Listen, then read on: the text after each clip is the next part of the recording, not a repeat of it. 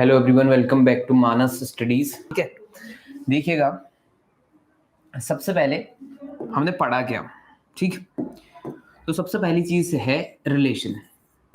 तो रिलेशन आपका हमने डिफाइन किया था। तो रिलेशन दो तरह से डिफाइन किया था हमने डिफाइन किया था from capital A to capital B, यानी कि दो अलग अलग सेट में। यानी कि एक सेट ए है, एक सेट बी है। ए से बी में हम डिफाइन कैसे करते हैं, हमने बोला था इसमें subset of A cross B. ठीक है, किसका? ए क्रॉस बी का कोई भी सबसेट। अगर ए क्रॉस बी है, उसका कोई भी सबसेट आपका क्या शो करता है? हमें एक रिलेशन शो करता है from A to B. Clear है? ए क्रॉस बी का कोई भी सबसेट ए टू बी आपका एक रिलेशन डिफाइन करता है। सिमिलरली दूसरा है ऑन ए, यानी रिलेशन ऑन ए कैसे डिफाइन करेंगे? रिलेशन ऑन ए का मतलब क्या हो जाएगा? फिर अ सबसेट ऑफ किसका? A subset of A cross ए हो जाएगा। ठीक है, सेम चीजें हैं दोनों। ए क्रॉस बी का मतलब क्या हो गया? ए से बी में अगर रिलेशन है तो ए क्रॉस बी का जिक्र होगा, उसका एक सबसेट उठाएंगे। अगर रिलेशन ऑन ए है, सेम डोमेन की बात चल रही है, तो हम उस टाइम पे रिलेशन क्या करेंगे? ए क्रॉस ए का एक सबसेट उठाएंगे। क्लियर है? ठीक, तो रिलेशन इस तरह से डिफाइन किया हुआ था हमने। तो उसके बाद एक चीज और, काउंटिंग की बात करें तो नंबर ऑफ रिलेशंस कितने बनेंगे, बात हुई थी हमारी। Number of relations from A to B कितने बनने वाले हैं? 2 टू द पावर कितना? m into N, where m is number of element in a and n क्या है? Number of element in b। Clear हो गया? यहां तक हमें समझ आ गया था। और अगर हाँ ऑन ए हुआ तो आप समझते हैं कि 2 की पावर या तो n स्क्वायर हो जाएगा या m स्क्वायर हो जाएगा। ऑन ए के लिए क्या होगा? अगर मान लो कार्डिनैलिटी ऑफ a जो है m है, तो number of subsets of a cross a कितने होते हैं? 2 की पावर m स्क्वायर हो जाएगा। तो इसी को अगर मैं कहूं रिलेशंस, ये सब पहले हो चुका, तो थोड़ा समराइज कर रहा हूं। ठीक है, और अगर मान लो किसी को डाउट हो रहा होगा तो आप क्या करेंगे? प्रीवियस वीडियोस को चेक कर लेंगे कि आपका पहले हुआ क्या क्या है। ठीक, चलिए रिलेशंस कितने हो जाएंगे? 2 टू द पावर कितना? m स्क्वायर हो जाएगा, इसमें कोई डाउट नहीं। ठीक, चलिए ये साइड करते हैं। अब आता है कि आपका हमने इसके बाद क्या पढ़ना शुरू किया है। सबसे पहले हमने देख लिया था कि रिलेशन क्या है, उसके बाद हमने पढ़ना शुरू किया कि रिलेशन के टाइप कौन कौन है। ठीक, तो टाइप्स ऑफ रिलेशन। ठीक है, बस डिफाइन कर रहा हूं, उसके बाद हम वापस आ जाएंगे अपने फील्ड पे। ठीक, तो टाइप्स ऑफ रिलेशन की बात करें तो इसके अंदर सबसे पहले मैंने डिफाइन किया हुआ था एम्प्टी रिलेशन, है ना? Empty relation. तो एम्प्टी रिलेशन क्या था? एम्प्टी रिलेशन का मतलब था एक ऐसा रिलेशन जिसमें एक भी एलिमेंट नहीं आएगा। हम क्रिएट तो कर लेंगे रिलेशन, लेकिन फॉर्मेशन के अंदर एक भी एलिमेंट नहीं आने वाला, तो एम्प्टी रिलेशन हो गया। दूसरा आ जाएगा यूनिवर्सल रिलेशन। तो यूनिवर्सल रिलेशन जो है वो एक्चुअल में क्या है? यूनिवर्सल रिलेशन जो है वो एक्चुअल में आपका ए क्रॉस ए ही है या ए क्रॉस बी है, पूरा का पूरा सेट। यानी हमने कहा था कि यूनिवर्सल सेट का मतलब क्या हुआ करता था? Super set of every set. तो यूनिवर्सल रिलेशन क्या आएगा? Super set of every relation. ठीक है, तो इसका मतलब हुआ या तो ए क्रॉस ए और ए क्रॉस बी, डिपेंडिंग ऑन ए है या फ्रॉम ए टू बी है। ठीक है, डिपेंड करता है कि रिलेशन कहां से कहां है। और एम्प्टी रिलेशन आप जानते हैं 5 से हम डिनोट कर लिया था। उसके बाद तीसरे में आए तो इसका नाम हमने बोला रिफ्लेक्सिव। ठीक है, तो रिफ्लेक्सिव रिलेशन का मतलब क्या था? इसमें ए आर ए दिखना चाहिए for every A belongs to capital A. ठीक, सेट पे डिपेंड करता है। उसके बाद का रिलेशन क्या था? सिमेट्रिक। ठीक है, कोई दिक्कत नहीं है ना यहां तक? बस मैं थोड़ा सा रिवाइज कर रहा हूं कि रिलेशन कौन कौन से थे। ठीक है, उसके बाद था ट्रांजिटिव। सिमेट्रिक वाला क्या कहता है? सेट को मत चेक करो। सिमेट्रिक कहता है कि आपका अगर ए रिलेटेड है बी से, if A is in relation with B then B also related to A, ऐसा होना चाहिए कहता है। अगर नहीं हुआ तो सिमेट्रिक नहीं है, और हो गया तो सिमेट्रिक है। ट्रांजिटिव क्या कहता है? If A related to B और बी रिलेटेड टू क्या? सी। तो इसका मतलब हुआ कि ये कहता है कि ए रिलेटेड टू क्या होना चाहिए? सी होना चाहिए। ठीक है, अगर ऐसा होता है तो कौन है? ट्रांजिटिव है, और नहीं होता तो नहीं है। ठीक है, और इसके बाद हमने पढ़ा था इक्विवेलेंस रिलेशन। इक्विवेलेंस रिलेशन, तो इक्विवेलेंस रिलेशन क्या कहता है?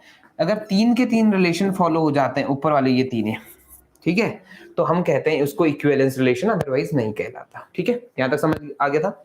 फिर एक छोटा सा टर्म था कहीं पे, वॉइड सिचुएशन।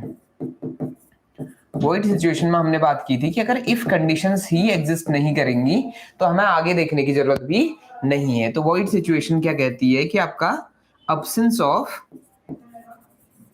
इफ कंडीशन,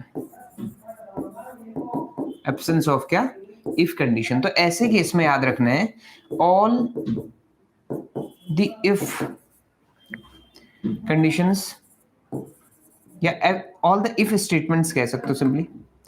ठीक है, ऑल द इफ कंडीशंस बोल रहा हूं, स्टेटमेंट भी आप बोल सकते हैं, कंडीशंस आर ट्रू। जितनी भी इफ कंडीशंस आएंगी, इफ सिचुएशंस आएंगी, वो सारी ट्रू हो जाती हैं उस केस में। ठीक है, तो ये समझा दिया है। अगर आप जा रहे हैं, हमसे पूछा गया है कि स्टार्टिंग क्वेश्चन से ही पूछा है कि आपका ये कौन सा रिलेशन है, यानी कि रिलेशन में बेसिकली हमारे पास जो ये रिलेशन के टाइप है, देखिए इतने सारे टाइप है रिलेशन की बेसिक, लेकिन सबसे ज्यादा जो पॉपुलर टाइप है हम कह सकते हैं कि रिफ्लेक्सिव है, सिमेट्रिक और ट्रांजिटिव है। ये वो टाइप है जिन पे बात होती है किसकी, कि रिलेशन है नहीं है ऐसा, तो हम उसे डिफाइन करते हैं। क्लियर, इतना समझ आ पा रहा है शायद? ठीक, तो हमें आज क्या करना है, रिफ्लेक्सिव चेक करना है, सिमेट्रिक चेक करना है और ट्रांजिटिव चेक करना है। तो आज का जो क्वेश्चन है, क्वेश्चन नंबर 2 से स्टार्ट करेंगे। तो क्वेश्चन नंबर 2 ऑलरेडी लिखा हुआ है मैंने, तो उसके बाद बात करते हैं। तो ये है रिलेशन आज का। ठीक, और जो रिलेशन है ऑन किस पे है, रिलेशन है किस पर, कैपिटल आर पर। कैपिटल आर का मतलब क्या हो गया हमारा, बताओ? कैपिटल आर मतलब क्या हुआ, रियल नंबर। तो हमें रियल नंबर उठाने हैं और उसके बेसिस पे बताना है कि ये neither reflexive nor symmetric nor transitive, यानी कि 3 के 3 रिफ्लेक्सिव सिमेट्रिक ट्रांजिटिव, इनमें से कुछ भी अप्लाई नहीं हो रहा है इसमें, यानी कि ये रिलेशन किसी को भी फॉलो नहीं करता, ये कहना चाह रहा है सीधा सीधा। ठीक है, तो अगर ऐसा सामने से बोला हुआ है कि आपका शो करो कि इसमें इस तरह की कहानी है, तो ये हमारे लिए ज्यादा आसान काम हो जाता है। यानी हमें सिर्फ ये करना है कि एक एग्जाम्पल उठाना है, एक नंबर उठाना है या एक एलिमेंट ऐसे पकड़ना है जो इस चीज को फॉलो नहीं करता है। जैसे रिफ्लेक्सिव शो करने के लिए क्या करते थे हम लोग, रिफ्लेक्सिव शो करने के लिए हमें शो करना होता है कि यहाँ क्या आ रहा है 1 1 2 2 3 3 4 4, यानी कि हर किसी का खुद के करस्पॉन्डिंग एक इमेज मिल रही है, यही बात हुई थी। लेकिन अगर मान लो ऐसा नहीं होता है तो हम क्या करेंगे, ऐसे एलिमेंट उठाएंगे जो नहीं दे रहे ऐसे कुछ।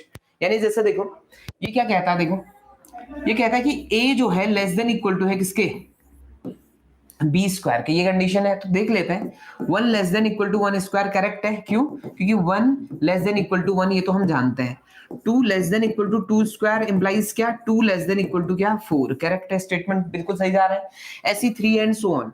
तो ये तो हमें समझ आ गया कि आपका 1 2 3 में इस तरह से डील हो रही है, लेकिन यहाँ खेल है रियल नंबर का। अगर रियल नंबर है तो इसका मतलब कुछ उठा लो आप, हाफ टाइप या कोई पॉइंट में उठा लो नंबर, जैसे ये 0.1। आप सभी जानते हो 0.1 कितना होता है, 0.1 का मतलब होता है 1/10। ठीक है, अगर मैं a उठा लूं 1/10, अब क्या होगा, देखो a स्क्वायर कितना आएगा, देखो 1/10 का स्क्वायर विच इज 1 बाई कितना 100। अब आप सभी जानते हो कि 1/10 इज ग्रेटर देन क्या, 1/100। बट हमें क्या चाहिए था कि अगर a कॉमा a वहां बिलोंग कर रहे हैं तो हमें क्या होना चाहिए था, a less than equal to a square होना चाहिए था हर सिचुएशन में, जहां a कहां बिलोंग करता है, कैपिटल R में बिलोंग करता है, जो कि रियल नंबर है। लेकिन यहां प्रॉब्लम क्या आ गई, देखो लेट 1/10 बिलोंग्स टू कहां, capital R, then 1/10 is greater than 1/10 का स्क्वायर। हाँ है ना, ये तो समझ आ रहा होगा, सिंपल है कॉन्सेप्ट। देखो अगर नहीं समझ आता तो ये देखो, न्यूमरेटर दोनों का सेम है, और न्यूमरेटर सेम हो तो जिसका डिनोमिनेटर ज्यादा होता है उसकी वैल्यू कम होती है। जैसे आप समझ लो कि कोई चीज है, कोई कॉन्सेप्ट है, कोई ऑब्जेक्ट है, वो पहले 10 लोगों में बंटना था, अब बट रहा है 100 लोगों में। अब डिफरेंस आप बता सकते हैं, पहले अगर 10 लोगों में बट रहा था तो क्या होगा, हर किसी को ज्यादा मिलेगा, है ना। अब 100 लोगों में बटना है तो हर किसी को थोड़ा थोड़ा कम मिलेगा। क्लियर है इतना? ठीक, तो ये चीज समझ सकते हो कि अगर न्यूमरेटर छोटा है, न्यूमरेटर सेम है, तो जिसका डिनोमिनेटर बड़ा होता है वो वैल्यू एक्चुअल में छोटी होती है। तो यहाँ क्या हो गया, देखो 1/10 जो है ग्रेटर हो गया किससे, 1/10 के स्क्वायर से। लेकिन हमें कंडीशन क्या चाहिए, हमें चाहिए कि आपका वो नंबर जो है छोटा होना चाहिए किससे, अपने स्क्वायर से, या बराबर होना चाहिए। तो इसका मतलब हो गया हमारा काउंटर एग्जांपल इस बार हो जाएगा 1/10। तो इसको फेल करने के लिए 1/10 इनफ है। ठीक है, चलिए मैं इसको लिख के दिखाता हूं आपको कि कैसे आप लिख पाएंगे इस चीज को। ठीक है, देखिएगा, तो आप हेडिंग डालेंगे नंबर, एक चीज हम चेक करने जा रहे हैं, रिफ्लेक्सिव। तो रिफ्लेक्सिव के लिए हम क्या कहेंगे, लेट 1/10 या 1/2 या 1/3 कुछ भी आप लिख सकते हैं, अगर 1/10 में प्रॉब्लम है तो 1/10 बिलोंग्स टू कैपिटल आर। ये कैपिटल आर कौन सा है हमारा, ये कैपिटल आर है रियल नंबर वाला, ठीक है। देन 1/10 का स्क्वायर इक्वल टू क्या आ जाएगा 1/100, which implies 1/10 is greater than किससे 1/100, ये तो जान गए हम। 10 1/10 is not less than equal to किससे 1/10 के स्क्वायर से। अगर ऐसा हो गया यानी ये a की तरह काम करा दो, इसको b की तरह बना दो। ये अगर ऐसा हो गया तो which implies 1/10 1/10 doesn't belongs to किसमें कैपिटल r। ये r कौन सा है, रिलेशन वाला है, ध्यान देना। देखो ये r नंबर वाला है, नंबर सिस्टम का रियल नंबर है, उसमें से हमने एलिमेंट उठाया। ये जो दूसरा r है, ध्यान देना, ऐसे लिख दूंगा अभी से। देखो इस तरह से कोई r लिखा हुआ तो ये रियल नंबर है, और सिंगल कहीं पे r लिखा हुआ है तो ये आपका कौन, रिलेशन। ठीक है, इसका मतलब क्या हुआ पे देखो, इसका मतलब हुआ कि किसी एक नंबर के लिए डोमेन में किसी कोई एक ऐसा नंबर मिल गया हमें जिसका खुद के साथ पेयर अप कहां बिलोंग नहीं कर रहा है, आर में बिलोंग नहीं कर रहा है। इसका मतलब क्या हुआ, ये चीज क्या नहीं है, रिफ्लेक्सिव नहीं है। क्यों, क्योंकि एक के लिए फेल कर गया है। तो अगर किसी एक के लिए भी फेल होता है तो आप कहेंगे कि ये रिफ्लेक्सिव नहीं है। देयरफॉर ये which implies R is not, capital R is not reflexive. I think समझ आ गया है ना, ठीक, क्लियर। अब दूसरा नंबर 2 है सिमेट्रिक। तो देखते हैं सिमेट्रिक है या नहीं है। तो सिमेट्रिक के लिए क्या करना पड़ता है, हमें लेना पड़ेगा एक ऐसा एलिमेंट लेना पड़ेगा। देखो नहीं शो करना है हमें, तो हमें क्या करना है, डायरेक्ट वो उन एग्जांपल्स को पकड़ना है जो फॉलो नहीं करते हैं। जो फॉलो करते हैं उनकी हमें जरूरत है ही नहीं इस बार, ठीक है। तो आप क्या करेंगे, आपने उठाया 1,2 उठा लो। देखो 1,2 उठाएंगे तो क्या होने वाला है कि 1,2 बिलोंग कर जाएगा आर में। क्यों क्यों बिलोंग करेगा, ये ए देखो जरा, ए कौन है 1, बी कौन है 2, तो बी का स्क्वायर करो कितना आता है 2 का स्क्वायर 4। तो हमें दिखाई दे रहा साफ साफ कि A is less than equal to क्या 4, दैट इज, इसका मतलब हुआ 1,2 बिलोंग्स टू कहां, कैपिटल आर। यानी उसने जो कैपिटल आर की डेफिनेशन दी थी ना, कैपिटल आर की डेफिनेशन उसके अकॉर्डिंग क्या है, उसने बोला कि कैपिटल आर में वही पेयर आएंगे जिनमें आपका पहला एलिमेंट और दूसरे का स्क्वायर में रिलेशन कैसा हो, पहला element less than equal to हो किसके, दूसरे वाले के स्क्वायर के। तो हमने चेक किया, ठीक है, हमने कहा कि 1,2 ये सेटिस्फाई कर रहा है, इसका मतलब हुआ 1,2 आर में आएगा। अब चेक करते हैं इसका रिवर्स। रिवर्स क्या होगा, 2,1 हो जाएगा ना। तो ए की जगह कौन काम कर रहा है 2, बी की जगह कौन काम कर रहा है 1। हमें रिलेशन कैसा चाहिए, A less than equal to B square type चाहिए। अगर ग्रेटर आ गया तो गड़बड़ हो जाएगा। तो देखते हैं ए की वैल्यू पुट करो कितना 2 less than equal to check करो, और बी की वैल्यू पुट कर दो 1 स्क्वायर। तो देखो 2 लेस देन इक्वल टू 1 सही है गलत है, स्टेटमेंट तो गलत है, हाँ है ना। इसका मतलब हमें एक नंबर ऐसा मिल गया जिसमें आपका ए कॉमा बी तो वहां बिलोंग कर रहा है, पर उसका रिवर्स वहां बिलोंग नहीं कर रहा है। इसका मतलब हुआ ये चीज क्या आ जाएगी, सिमेट्रिक भी नहीं है, ठीक है। तो लिखेंगे कैसे उसको मैं समझाता हूं, अगर नहीं समझ आएगा तो आप वापस से बात करेंगे, ठीक है। तो ऐसा नहीं करना है कि आपका ये ऐसे ही होना है या इस तरह का कुछ पैटर्न रटना नहीं है। बस आपने देखो उसने सामने से बोला हुआ ना, कमिट करा हुआ है कि आपका ये चीज सिमेट्रिक नहीं है। तो आपका काम सिर्फ ये है कि एक ऐसा पेयर उठाओ जो वहां बिलोंग तो करे लेकिन उसका रिवर्स वहां बिलोंग ना करे, ठीक है। कुछ और भी आप उठा सकते हैं, ठीक। चलिए अब मैं बोलूंगा let 1,2 belongs to capital R, ये रियल नंबर वाला आर है, ठीक है। Then such that 1,2 belongs to कहां आर, ये तो फिक्स है। 1,2 तो बिलोंग कर रहा है आर में, क्यों, रीजन क्या है इसका, because 1 is less than equal to 2 square, तभी तो आर में आ रहा है। But 2 is not equal to not less than equal to 1 square, which implies 2,1 doesn't belongs to capital R, hence R is not symmetric. R is not क्या symmetric, समझ आ गया। तो ये चीज सिमेट्रिक भी नहीं है, ठीक। डाउट है कहीं पे, आप क्या करेंगे, देखो ये चीज आपको थोड़ा सा ना आपने कोशिश करनी पड़ेगी इसमें समझने की, कि फोकस क्या करना है आपने, एक ऐसा पेयर पकड़ना है जो आर में बिलोंग करे, यानी वो इस कंडीशन को फॉलो करे। लेकिन अब देखो कोई और पकड़ता हूँ, जैसे मान लो मैं थोड़ी देर के लिए 2 और 3 पकड़ लेते, देखो इसमें तो कोई डाउट नहीं, देखो 2 less than equal to 3 square सही है, क्योंकि 3 का स्क्वायर कितना आएगा 9 आएगा, और 2 जो है लेस देन होता है किससे 9 से। अब इसका रिवर्स करो, देखो 3,2 चेक करोगे तो देखो 3 less than equal to 2 square, ये भी फिक्स है, देखो 3 less than equal to 4 correct है। तो ऐसे केस में तो ये आ गया 3,2 और 2,3 तो वहां आ चुका है, इसका मतलब इससे तो फेल नहीं होने वाला है, और उसने हमसे कहा हुआ है पहले से कि आपका ये सिमेट्री को पास नहीं कर पा रहा है, तो इसका मतलब क्या है कि कोई ना कोई एलिमेंट तो वहां मिलने वाले हैं जिसमें आपका ये कंडीशन फॉलो नहीं हो रही होगी, तो हमें उन्हीं एलिमेंट्स से उठाना है, यानी उन एलिमेंट्स को पकड़ना है जिसमें कंडीशन फॉलो नहीं हो रही है। आपको उनको नहीं पकड़ना जिनमें कंडीशन फॉलो हो रही है ऑलरेडी, है ना, हमें शो क्या करना उसको, हमें गलत साबित करना उसको, है ना, तो ध्यान देना इस बात का। चलिए अगले पाओ, क्वेश्चन नंबर 3, ठीक है। तो क्वेश्चन नंबर 3 क्या कहता है हमसे, ध्यान से सुनो। तो question number 3 sorry question number 3 नहीं, क्या ट्रांजिटिव बड़े कमाल का इसका, है ना।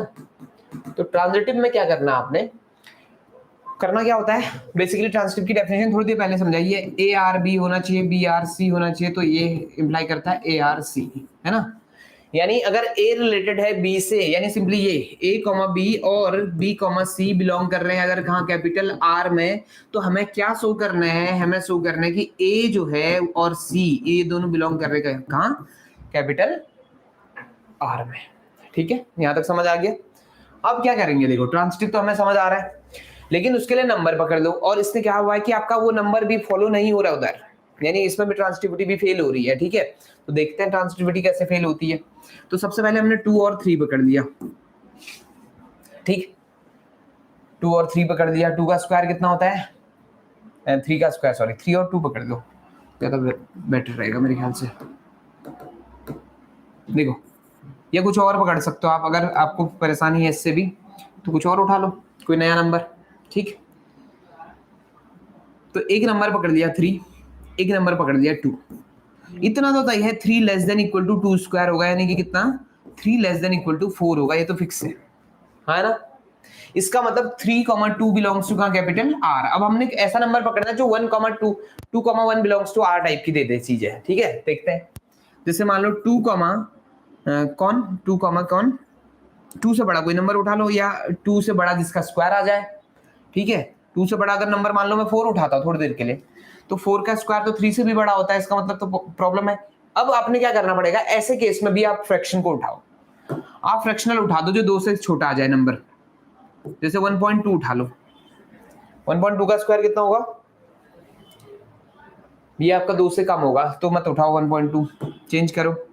1.4 का स्क्वायर 14 का कितना होता है 1.96, ये भी गड़बड़ करेगा, 2 से ज्यादा आना चाहिए, ऐसा नंबर उठा लो 1.5 1.6 कुछ भी उठा लो, 1.6 उठा लो 1.6 किया, 1.6 कहां बिलोंग कर रहा है कैपिटल आर में, क्यों, देखो 2 लेस देन इक्वल टू होता है 1.6 के स्क्वायर के, 1.6 का स्क्वायर कितना हुआ 16 का स्क्वायर 256 होता है ना, तो 2.56 तो आएगा ही, इसका मतलब 2.56 ग्रेटर हुआ ना 2 से, इसका मतलब ये चीज आपका ये नंबर आर में बिलोंग करेगा। अब हमें क्या शो करना, अगर इसके अकॉर्डिंग चलना है तो हमें क्या शो करना चाहिए कि 3,1.6 भी बिलोंग करता है कहां आर में, और इसको शो करने के लिए क्या करना पड़ेगा कि 3 को छोटा होना पड़ेगा किससे 1.6 के स्क्वायर से। बट अभी देखा हमने 1.6 का स्क्वायर तो कितना होता है 2.56, तो 2.56 जो है वो छोटा है या बड़ा है किससे 3 से, तो आप सभी जानते हैं कि इस केस में 3 बड़ा हो जाएगा 2.56 से। तो अब आप देखें, देखो 3,2 आर में है, 2,1.6 आर में है, इसका मतलब यहां से क्या रियलाइज हुआ हमें 3,1.6 आर में नहीं है, और ये अगर आर में नहीं है तो इसका मतलब हुआ कि ये क्या नहीं दे रहा है ट्रांजिटिविटी भी नहीं दे पा रहा है, तो हम कहेंगे कि आपका therefore the given relation is neither reflexive nor transitive nor nor symmetric, ठीक हो गया फिर इतना। अब इसको लिखने का तरीका मैं समझाता हूँ, लिखेंगे कैसे, तो नंबर तो मिल गया शायद है ना, कोई आपत्ति नहीं ना किसी को, प्रॉब्लम है तो आप बताएंगे, नंबर आप और भी ढूंढ लो, कंजुगेटिव ढूंढ लो ना, कोई भी 2 और 3 में हमने काम किया, आप 5 और 6 पे कर लो, और ऐसे नंबर ढूंढना कि आपका उनका स्क्वायर ज्यादा दूर ना चले जाए, ठीक। तो ट्रांजिटिव में हम लिखेंगे कैसे उसकी बात कर रहे हैं, तो हम कहेंगे let 3,2,1.6 belongs to capital R, ये आर मतलब रियल नंबर वाला है, ठीक है, सच दैट such that 3, 2 और 2, 1.6, 2, कितना 1.6, ठीक। ये तो बिलोंग कर रहे हैं कहाँ, कैपिटल आर में, ठीक है। क्या लिखेंगे यहाँ पे, बिकॉज ये बिलोंग क्यों कर रहे हैं कैपिटल आर में, because 3 is less than equal to 2 square and 2 is less than equal to 1.6 square, ठीक है। बट 3 इज ग्रेटर देन किससे, 1.6, 3 is greater than किससे, 1.6 square, which implies 3, 1.6 doesn't belongs to capital R. Hence R is not क्या, बोल दो, R is not transitive. और अगर R transitive नहीं है तो इसका मतलब क्या हुआ, इसका मतलब हुआ कि ये जो चीज है ये हमारा सेटिस्फाई हो गया, यानी कि गिवन कंडीशन जो क्वेश्चन था वो हम फुलफिल कर चुके हैं, ठीक है। तो करना क्या था, सबसे पहले आपको शो करना था कि आपका रिफ्लेक्सिव नहीं है, नंबर 2 आपको शो करना था कि ये सिमेट्रिक नहीं है, नंबर 3 आपको शो करना था कि ये ट्रांजिटिव नहीं है। जब भी नहीं है वाला केस आएगा तो आपने उसी को हिट करना है जो चीज आपका वहां प्रॉब्लम क्रिएट करती है, यानी कि उन एलिमेंट्स को पकड़ना है, उन एग्जांपल्स को पकड़ना है जहां आपको लगे कि ये चीज आपको इसको शायद सेटिस्फाई ना करे, कुछ और नहीं पकड़ना है। क्योंकि देखो इनफाइनाइट लोग इसे फॉलो कर रहे होंगे, इनफाइनाइट लोग नहीं कर रहे होंगे, तो आपने उनको उठाना है जो नहीं कर पा रहे उस चीज को फॉलो, क्यों, प्रूव वही करना था, ठीक है। अब अगर मान लो ये कह देता कि प्रूव करो इस तरह की कहानी, तो उस क्वेश्चन को हम चेंज करते हैं, हमें कोई मिलता ही नहीं ऐसा जो नंबर इसको फॉलो ना करता हो, ठीक।